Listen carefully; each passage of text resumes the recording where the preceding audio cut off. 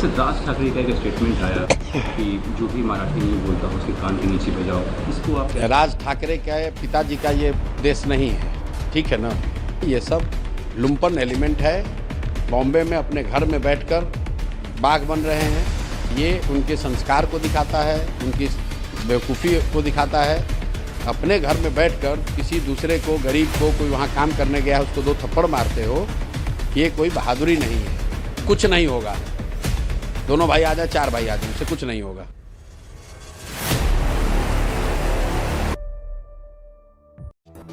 नमस्कार दोस्तों, अगर आप हमारे वीडियो पहली बार देख रहे हैं तो सबसे पहले एक छोटी सी गुजारिश है। हमारा चैनल भारत हेडलाइन बहुत जल्दी 1000 सब्सक्राइबर्स का मुकाम छूने वाला है। अगर आपको सच्ची, निर्भीक और जमीनी खबरें पसंद हैं, तो अभी सब्सक्राइब बटन दबा दीजिए और इस यात्रा में हमारा साथ दीजिए। आपका एक क्लिक हमें जमीनी सच्चाई की आवाज को और बुलंद करने की ताकत देता है। अब बात करते हैं उस मुद्दे की जो इन दिनों महाराष्ट्र से लेकर पूरे देश में गरमाया हुआ है, मराठी भाषा विवाद और हिंदी भाषियों पर बढ़ते हमले। इस मुद्दे पर अब देश के जाने माने चुनाव रणनीतिकार और जन स्वराज पार्टी के प्रमुख प्रशांत किशोर ने बेहद तीखी प्रतिक्रिया दी है। प्रशांत किशोर ने न सिर्फ राज ठाकरे के उस बयान की कड़ी आलोचना की जिसमें कहा गया था कि जो मराठी नहीं बोलता उसके कान के नीचे बजाओ, बल्कि उन्होंने इस पूरे राजनीतिक नैरेटिव को लंपटता और बेहुदी की राजनीति बताया। उन्होंने कहा, ये किसी के बाप का देश नहीं है।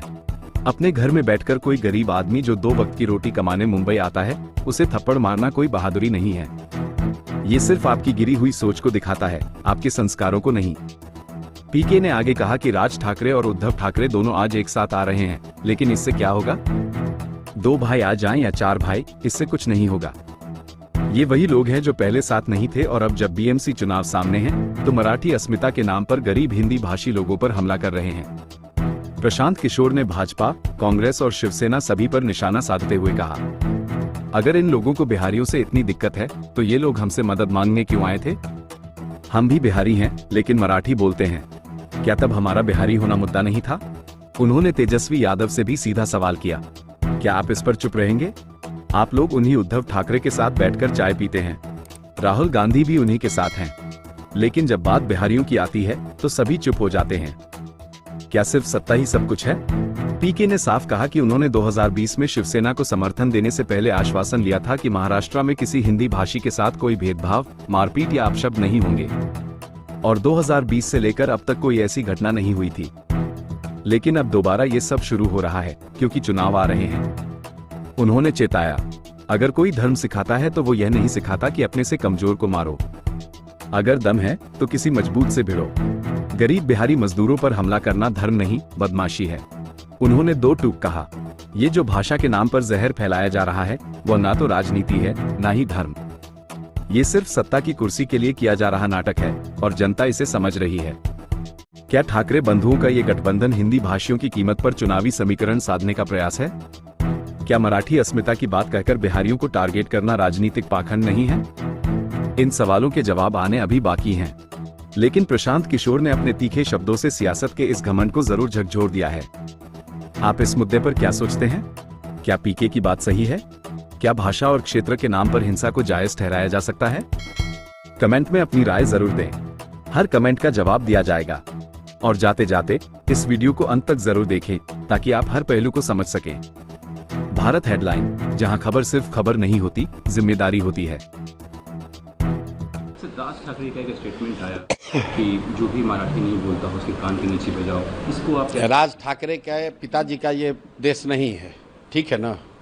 राज ठाकरे का पिताजी का देश नहीं है। ये सब लुम्पन एलिमेंट है, बॉम्बे में अपने घर में बैठकर बाघ बन रहे हैं। राज ठाकरे अपने घर में बैठकर कोई किसी को गाली दे सकता है, और ये उनके संस्कार को दिखाता है, उनकी बेवकूफ़ी को दिखाता है। अपने घर में बैठकर किसी दूसरे को, गरीब को, कोई वहाँ काम करने गया है उसको 2 थप्पड़ मारते हो, ये कोई बहादुरी नहीं है। ये कोई बहादुरी नहीं है। तो दोनों भाई एक साथ आ गए। अरे दोनों भाई एक साथ आ जाए, 4 भाई साथ में आ जाएं। ये दोनों भाई पहले साथ में नहीं थे तो क्या कर लिया? राज ठाकरे क्या कर लिए? दोनों भाई साथ में रहेंगे तो क्या कर लेंगे? आप वहाँ मार दीजिएगा किसी को। राज ठाकरे का कुछ नहीं है। वहाँ पर दोषी भाजपा है, भाजपा की सरकार है। वहाँ पर दोषी कांग्रेस है, कांग्रेस उद्धव जी के शिवसेना के साथ उनका गठबंधन है। तेजस्वी यादव को यहाँ बोलना चाहिए। ये लोग उद्धव ठाकरे के साथ बैठ के चाय पीते हैं, राहुल गांधी बैठ कर चाय पी रहे हैं। जब हम लोग शिवसेना को हमने मदद की तो हमने उनसे आश्वासन लिया था कि बिहार के हिंदी भाषी लोगों को बॉम्बे में, महाराष्ट्र में कोई भी नुकसान नहीं होना चाहिए, कोई भी मारपीट नहीं होनी चाहिए, अपशब्द उनके साथ नहीं होना चाहिए। और आप ANI के रिपोर्टर हैं, आप जाकर चेक करा लीजिए। 2020 से लेकर इस घटना से पहले तक एक भी शिवसेना की ओर से कोई ऐसी घटना बिहारियों के प्रति, हिंदी भाषियों के प्रति नहीं हुई है। ये वापस से फिर से शुरू हुआ है क्योंकि वहाँ पर मुंबई म्युनिसिपल कॉरपोरेशन का इलेक्शन है और वहाँ मराठी वोट लेने की लड़ाई है और उस चक्कर में गरीब हिंदी भाषी लोग, बिहार के लोगों के साथ मारपीट हो रही है। दोनों भाई एक साथ आए हैं, क्या कुछ नहीं होगा। दोनों भाई आ जाए, 4 भाई आ जाए, उससे कुछ नहीं होगा। उद्धव ठाकरे ने भी कहा है कि मराठी अस्मिता को बचाना। अरे आप लोग जबरदस्ती का इनको हीरो बना रहे हैं यार। महाराष्ट्र तो आज तक जीत नहीं पाए। महाराष्ट्र में हमसे ज़्यादा उनको नहीं ना कोई जानता है। महाराष्ट्र और कोंकण को छोड़ दीजिए तो इनको विदर्भ में कोई नहीं जानता है, मराठवाड़ा में कोई नहीं जानता है, वेस्टर्न महाराष्ट्र में कोई नहीं जानता है, और ये बिहार और देश की क्या बात करेंगे। मैं आपको फिर से दोहरा रहा हूँ, आप कहते हैं कि आप सनातन को मानते हैं, हिंदू धर्म को मानते हैं। हिंदू धर्म के हिसाब से भी देखिए तो अपने यहाँ घर में, आपके गांव में, आपके शहर में आए हुए किसी असहाय, किसी गरीब को मारना, ये कौन सा धर्म है।